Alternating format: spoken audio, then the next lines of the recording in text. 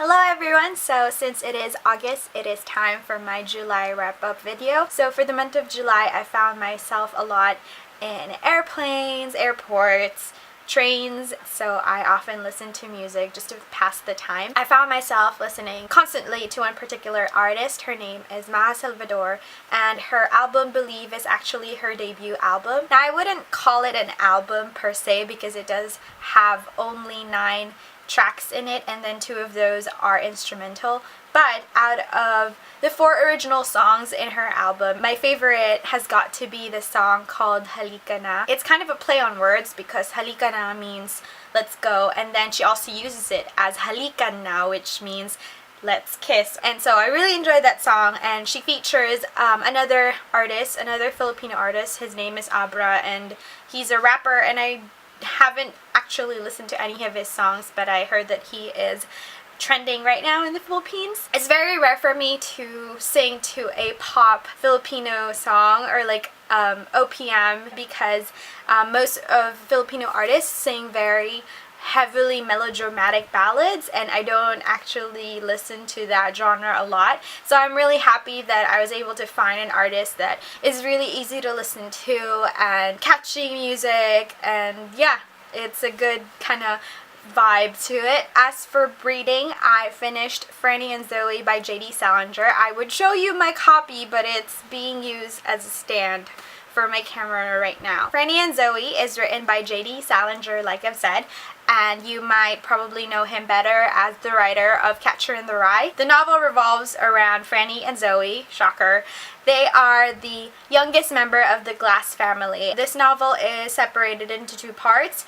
One named Franny and the other named Zoe. Franny's part is a little bit more shorter, and then it extends into Zoe's part. It's not written in first perspective point of view per se, but the author does focus on one character above the other when it is in their perspective parts. This book explores on themes like family, religion, intellectualism. A lot of J.D. Salinger stuff is in it, so if you are a big fan of his work, you will absolutely like this. Salinger's writing style isn't as eloquent and beautiful as, let's say, Fitzgerald, but he has this distinct idiosyncratic way in the way he writes. So if you enjoy it, like me, you will definitely enjoy this novel. As for attire, I guess my favorite that I've worn in July is this shirt right here. This is a shirt that I got from Japan in Uniqlo, and my host sister Miho also got not this exact same shirt, but this exact same design. So these are the character from an app called Line, and it is a Japanese kind of social site or social app. Yeah, if you know Line, you'll recognize these characters, and it was super cheap, it was super cute. I really am obsessed with Uniqlo right now. So Uniqlo, for those of you who don't know, is actually a Japanese clothing brand that's becoming quite popular here in the United States. Most of their stuff are very simple and kind of basic wear, and they're also very cheap. If I would compare them to a brand here in the States, I think it's similar to kind of an Old Navy feel, but they have like really cute stuff. They're very affordable, they're very comfortable, and they're very good quality too. So I highly recommend Uniqlo.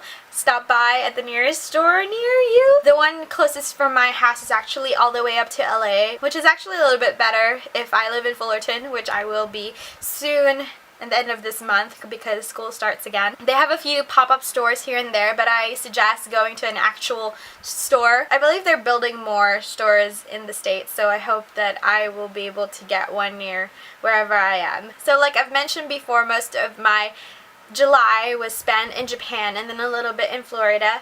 Lots of trains and traveling and airports and layovers. I will do a separate video about my Japan trip, but for now I will do just a kind of a run through. When I got to Japan, my first destination was Sendai, because from Tokyo to Odate, which is where my host family lives, it's actually 3 hours by plane and then 7 hours by train, and I didn't want them to wait all the way up until like 10 p.m. just to pick me up from the train station. So I ended up just staying in Sendai. I stayed there for a day, and it was raining, and it was really cool city.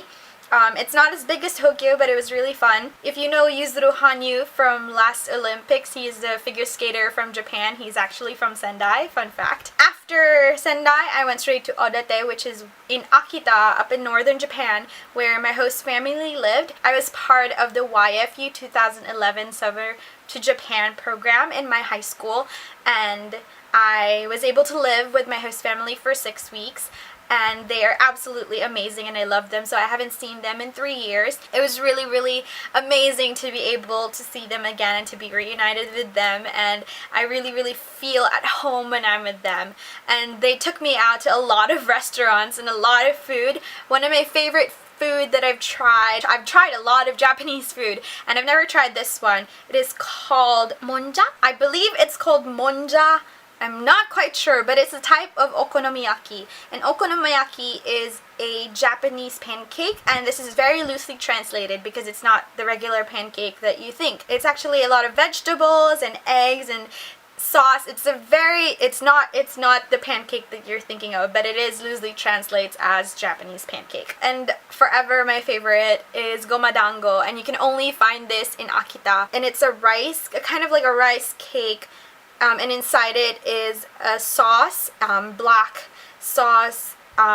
It's fantastic and amazing, and I've tasted it again when I was there, and they gave me a box, and it was just, it's heaven. The taste of it is heaven. Those are my two favorite foods right now, and I can't have them because I'm not in Japan anymore, which is very, very sad. I stayed in Odate for about a good 4 days. I didn't want to burden them that much. Afterwards, I went to Nagano, and I stayed there for 2 days, and I stayed at a hostel, and it was very, very beautiful. Nagano is like a clash of old and new. The buildings there still have that Edo era style to them, but then it's a very proper city too. There's lots of tourists there, and I've met a bunch of gaijins. I've met someone from San Diego as well. After Nagano, I went to Nikko, which was a very, very popular tourist spot, and I wasn't expecting that because right off as I got out of the train station, it was like gaijins everywhere. Gaijin means foreigner, by the way, in case you don't know.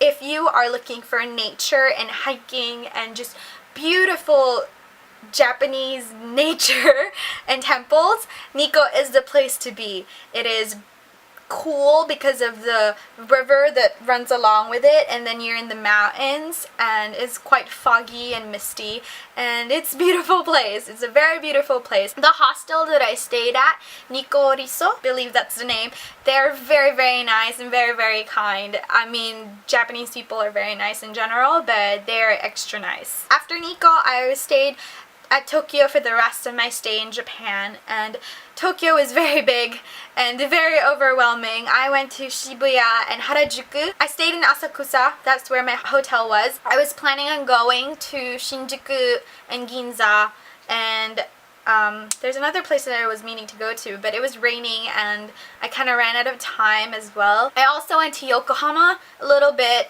to visit the Cup Noodle Museum, which was super fun, and I will elaborate more, I guess, when my next video. After I came back from Japan, right away I had to fly to Orlando, Florida for ScholarCon 2014. I am a part of NSES, which stands for National Society of Collegiate Scholars.